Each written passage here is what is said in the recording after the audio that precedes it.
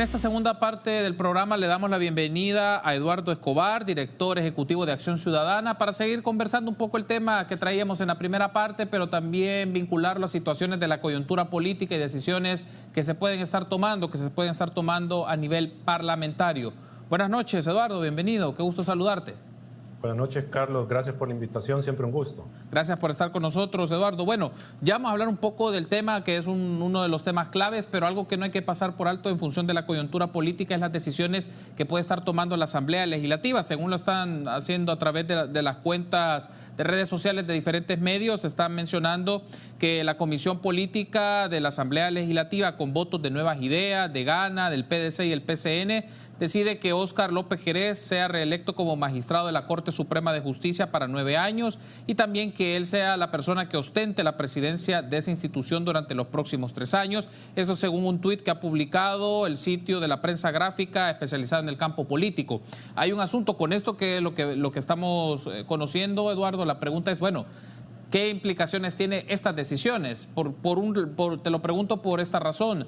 La metodología o la vía a través de la cual se están tomando decisiones para la configuración de la próxima Corte Suprema de Justicia, es decir, del nuevo pleno de la Corte Suprema de Justicia, porque llegarían 5 personas, 5 magistrados y magistradas. Y con lo que estamos conociendo en este momento, lo que buscan es mantener a la persona que fue definida como presidente de la Corte Suprema de Justicia el pasado 1 de mayo, en aquella plenaria donde se tomó esta decisión de destituir a magistrados e instalar a otros. Bueno, lo que estamos viendo es la continuación del golpe de Estado del 1 de mayo. Están rompiendo el proceso legislativo de elección de funcionarios, en este caso de magistrados de Corte Suprema de Justicia. Y digo que lo están haciendo porque, en primer lugar, han incumplido con varias disposiciones del reglamento interior de la Asamblea que mandaba que la comisión política o una subcomisión analizara los perfiles de los candidatos para elaborar hacer un estudio y luego emitir un dictamen que se iba a dar a conocer al Pleno para que se eligieran a las personas que la comisión o la subcomisión consideraran eran idóneas. Pero en primer lugar eso se rompió porque lo que estamos viendo es que se saca un listado y del Pleno se va a la comisión para discutir si estas son las personas o no. Entonces estamos viendo una ruptura del proceso, estamos viendo improvisación de parte de Nuevas Ideas, que, como digo, es una continuidad del golpe de Estado del 1 de mayo. ¿Por qué? Porque según la información que se tiene hasta el momento, el magistrado, el que era presidente, Jerez, sí, López Jerez, sí. Él no estaba en el listado del CNJ para el periodo 2021-2030. Él no estaba en ese proceso porque él es magistrado y él todavía le quedaban 3 años de periodo de ser magistrado. Entonces aquí no sé si valdría que él hubiera renunciado a la magistratura para postularse de nuevo, aunque ahí tengo mis dudas si eso es válido legalmente, pero él no estaba en el proceso 2021-2030. Entonces, su inclusión como magistrado viola la Constitución. ¿Por qué? Porque él no proviene del listado que ha elaborado el CNJ. Él, como todavía le correspondía terminar su periodo de 3 años más, lo que se esperaba era que él volviera a cualquiera de las otras salas, pero no integrar sala de lo constitucional, no ser nombrado magistrado de la sala de lo constitucional. Porque, insisto, porque él no estaba en el listado para esta tanda de magistrados, que es 2021-2030. Básicamente, por lo que nos describís, Eduardo, parece irrelevante un poco los mecanismos o disposiciones que la misma Constitución o las normas secundarias establecen para estos procesos. Es decir, y digamos, no se puede llevar, si así se definiese, si así se tomase la decisión por el Pleno de la Asamblea Legislativa, no hay un mecanismo que pueda ejercer alguna aplicación o una Contraloría Institucional por esta decisión que se tome. Sí, no hay forma de cómo revertir esta decisión inconstitucional, pues no hay sala de lo constitucional. Entonces estamos en un momento muy complicado porque se está, e insisto, Carlos, está la continuidad del golpe de Estado.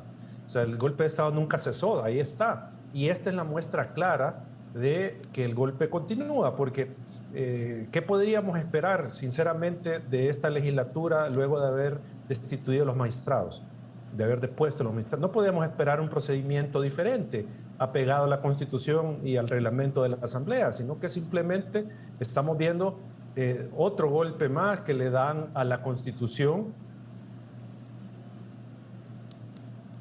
de la Asamblea Legislativa, obviamente con orden del presidente de la República.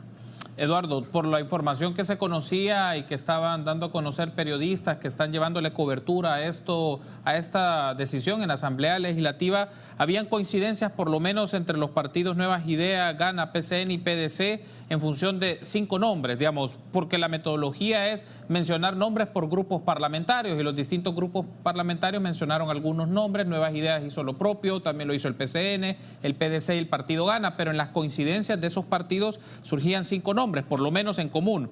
Estaban los nombres de Héctor Arnoldo Bolaños, Sandra Luz Chicas de Fuentes, José Ernesto Clímaco Valiente, Miguel Ángel Flores, Alex David Marroquín Martínez, Nelson Palacios Hernández y Basilia del Carmen Portillo. Estos eran como los nombres. La pregunta aquí es también qué elementos o criterios hay que tener en cuenta para la decisión que se tome sobre estos perfiles. Es decir, qué hay que tener en cuenta si estas llegaran a ser las personas. Obviamente no se ha tomado decisión, solo se menciona cuáles fueron nombres en común entre los partidos en cuestión, qué elementos hay que tener en cuenta del récord, del currículum, de las participaciones o decisiones que estas personas han hecho. Entiendo que la mayoría provienen de la FEDAES, con la excepción de Nelson Palacios y de Alex David Marroquín.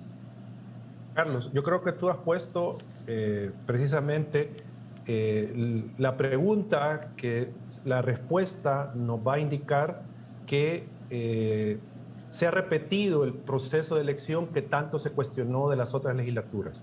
Es decir, Nuevas Ideas no está haciendo nada nuevo, está haciendo lo mismo que hizo Arena cuando tenía el control legislativo, lo mismo que hizo el FMLN cuando tenía el control legislativo. No está haciendo nada diferente. Está, en este caso, rompiendo con todas las reglas y está, digamos, tomando una decisión que no ha justificado, que no ha documentado, que no ha fundamentado de por qué estas personas, estos abogados, son los idóneos para ocupar el cargo. O sea, y eso es lo que pasaba con Arena y el Frente. Nunca se decía por qué estas personas eran las idóneas, o sea, pero de forma fehaciente. Porque aquí lo que podemos ver es que sin duda hay obviamente una elección a partir de la afinidad de las personas que pueden ser nombradas con el proyecto del presidente de la República, que de hecho está tuiteando y está señalando de que toda la elección ha sido transparente y abierta con los nombres de los listados del CNJ y FEDAES. Eso no es cierto. Si al final se concreta la elección del magistrado Jerez para la Sala de lo Constitucional como presidente de la Corte Suprema de Justicia por 9 años, fácilmente se puede hacer notar que lo que dice el presidente es falso. No se ha tomado en cuenta ese listado con el caso del magistrado Jerez. Y lo otro es que eso no es cierto, lo que dice el presidente, que es transparente y abierto el proceso.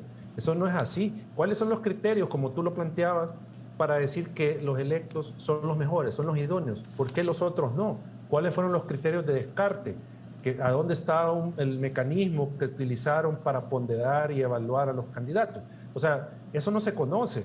Entonces, si eso no se conoce, no se sabe, e incluso yo me atrevería a decir que ni se hizo, sino que simplemente ya estaba el listado que le pudieran haber mandado de CAPRES, entonces, ¿cuál es el proceso transparente y abierto que se ha dado apegado a la Constitución? Eso es una falsedad. O sea, estamos de nuevo en los peores momentos de las elecciones de funcionarios que hacía Arena y el FMLN.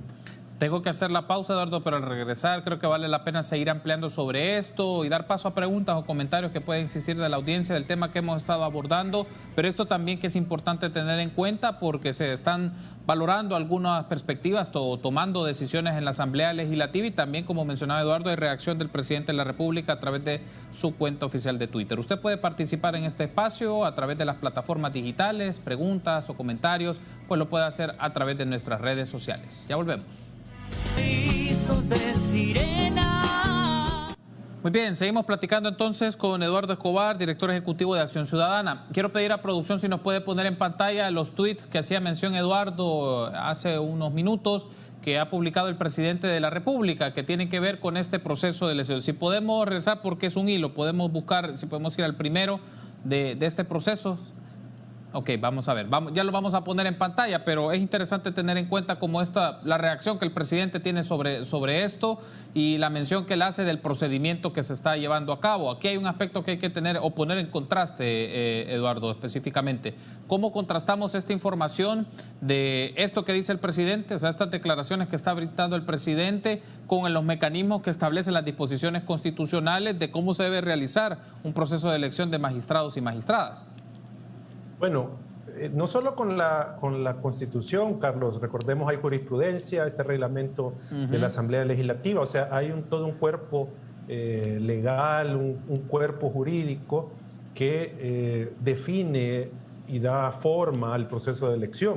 Y ahí lo que yo te mencionaba, uno es la comisión política la que tiene que, previo a que conozca el Pleno, emitir un dictamen. ¿Por qué? Porque la comisión política teóricamente tiene las herramientas necesarias para hacer un estudio a profundidad de los perfiles de los aspirantes, a efecto de determinar quién es el más idóneo, ¿ya? Entonces, por eso es difícil que 84 personas se pongan de acuerdo de quién es el más idóneo, mientras que una comisión, digamos, más pequeña, y por eso está la posibilidad de una subcomisión que estudie, que analice los perfiles, o sea, que haga a profundidad el estudio, algo que nunca han hecho, y ahora tampoco lo han hecho. Entonces, ¿es para qué?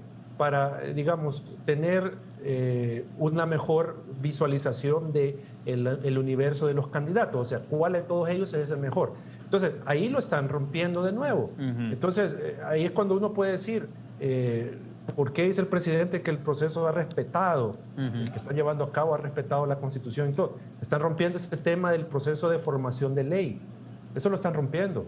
O sea, con el tema de que no hay un dictamen previo, en primer lugar. Están rompiendo lo que dice el reglamento interior de cómo debe de ser el procedimiento de análisis, de los perfiles, etcétera, etcétera. Y remato con el hecho de introducir al magistrado López Jerez, que todavía le quedaban 3 años para terminar su periodo y que no estaba en el listado del CNJ para la tanda 2021-2030 y que ya sabemos que por jurisprudencia y por la misma Constitución no puede trasladarse a una persona a la sala de lo constitucional, entonces están rompiendo eso. Ahí tenemos justo en pantalla, Eduardo, los tweets. Ahí menciona, voy a leerlos rápidamente. El pueblo salvadoreño eligió en plena democracia la correlación de la Asamblea. Sus decisiones son totalmente legítimas y representan el poder del pueblo. Los diputados incluso están respetando las listas que los concejales de Arena y el FMLN dejaron. ¿Cuál es la discusión? Ese es uno de los comentarios.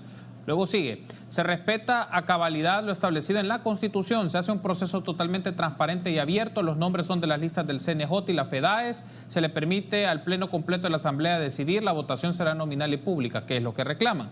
Solo puede molestarle 2 cosas, que no son ellos los que deciden, lo siento, así es la democracia.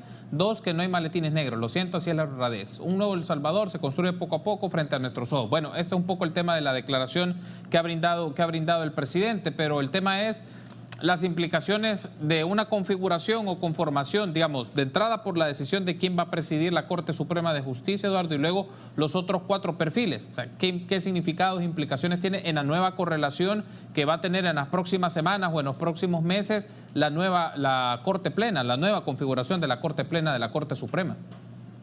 Bueno, partiendo de que tiene 5 personas que participaron en un golpe de Estado y no se pueden considerar legítimos magistrados. Empezando por ahí, ya eso es decir mucho, Carlos. Decir que hay 5 magistrados ilegítimos, ahí está. Pero yo creo, Carlos, que hay que hacerle ver a la ciudadanía la importancia de esta decisión. La Corte Suprema de Justicia, el pleno de los 15 magistrados, son los que deciden si un funcionario pasa o no a un juicio de enriquecimiento ilícito porque en el ejercicio de su cargo se enriqueció injustamente. Es decir, utilizó el cargo, probablemente el cargo público, para llenarse sus bolsas de dinero. Entonces, esa decisión la toma Corte Plena. Y son 15 magistrados y se toma por mayoría. Es decir, tienen que ser 8 magistrados. Entonces, ¿qué quiere decir esto? Que con esta decisión, Bukele tiene controlada los juicios de enriquecimiento ilícito. ¿Por qué? Porque va a tener 10 magistrados. ¿Ya? Entonces, el punto acá es que si, por ejemplo, la sección de probidad tuviese un expediente actualmente de investigación de algún funcionario del actual gobierno o afines al gobierno, ese caso no va a conocer un juicio de enriquecimiento ilícito. ¿Por qué? Porque tienen la corte tomada, entonces van a bloquear cualquier decisión que pueda afectar la imagen del gobierno. Entonces, es una implicación en materia de corrupción que se va a ver afectada. Muy bien, vamos a dar paso a las preguntas o comentarios que han llegado a través de las redes sociales en estos minutos que nos restan para tener tu reacción, Eduardo. Tiene que ver un poco con lo que hablamos en la primera parte del programa, pero también con temas más recientes de la coyuntura. Uno de los comentarios: si se está rompiendo en el proceso de elección de magistrados, ¿están malas las listas de los abogados que fueron enviadas por el CNJ y la FEDAES? Pregunta aquí el usuario. Los gobiernos del FMLN están ligados a corrupción junto a ALBA y al mandatario venezolano. ¿Por qué no podrían emitir un listado de esa corrupción? Esto es en referencia un poco al tema de la lista Engels y lo que puede significar a nivel de política exterior. Otro de los comentarios: una lista Engels no tiene valor si solo viene en un listado de funcionarios actuales y se omiten nombres de funcionarios de gobiernos pasados, los cuales sabemos que muchos huyeron del país por corrupción. Es uno de los comentarios. Luego de presentar una lista Engel en cual estén funcionarios de los gobiernos pasados, ¿también se puede vincular a las ONGs que se utilizaron como fachada para investigar más a fondo? Preguntan. Y este comentario: si bien es cierto el apoyo por parte de Estados Unidos a nuestro país y la relación que ha venido por años, no quiere decir que no se puede buscar apoyos con otros países. Muy bien, esos son los comentarios que tenemos. Una parte de ellos tienen que ver con el tema de corrupción y la lista Engel, Eduardo, que es uno de los temas también que ha estado en debate en este programa. Y el último tenía que ver con el tema de si las listas estaban... Entonces había un problema con las listas que remitió el CNJ a la Asamblea Legislativa por el proceso que hizo tanto la FEDAE como el proceso que hizo el Consejo Nacional de la Judicatura. Cuando yo me refiero a que se rompió el proceso es a lo que establece el reglamento, lo que decíamos de... La comisión estudia perfiles, compara, analiza, emite un dictamen y lo traslada al Pleno. Eso es lo que se rompió. Con esto no quiero decir que los listados del CNJ y del FEDAES sean perfectos y que estos procesos por medio de los cuales se conformaron las listas, 15 de FEDAES, 15 del CNJ, haya sido un proceso perfecto. Nosotros hemos tenido señalamientos y cuestionamientos de las deficiencias de esto, pero sí... Nótese que se está eligiendo un magistrado que no estaba en ese listado. Muy bien. Quiero darle las gracias a Eduardo Escobar, presidente de Acción Ciudadana, por habernos acompañado en esta segunda parte del programa y tener sus valoraciones y lecturas de un tema que está en pleno desarrollo y que esperamos darle cobertura a través de Teleprensa, pero también de este programa de opinión, de las decisiones que se tomen en los próximos minutos o las decisiones que se puedan tomar también posteriormente por la Asamblea Legislativa en la configuración de la Corte Suprema de Justicia con el nombramiento de 5 magistrados y magistradas. Gracias, Eduardo, por habernos acompañado. Muy amable. No, gracias, Carlos, un gusto. Buenas noches. Buenas noches, gracias por haber estado con nosotros. Hacemos la transición al programa deportivo de Canal 33, El Gráfico TV, y saludamos a Cristian Villalta. Buenas noches, Cristian, que sea un gran programa, muchos temas de la... Con Sabor y Saber es un programa que combina el concepto de gastronomía con temas vinculados a los alimentos, como la sobrepesca, el impacto ecológico de